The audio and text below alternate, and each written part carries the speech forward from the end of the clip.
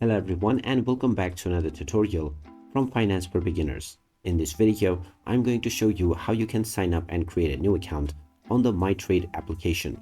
So let's get started right away.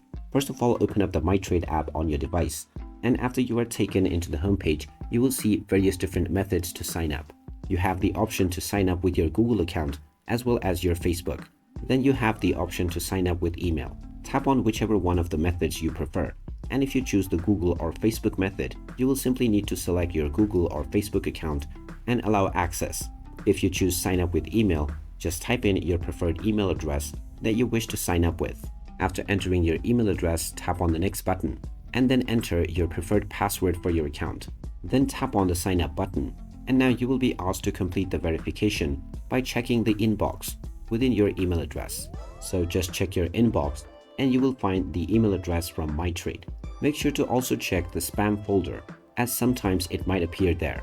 When you find the email, tap on the Verify Now button within it, and now this will begin your email verification.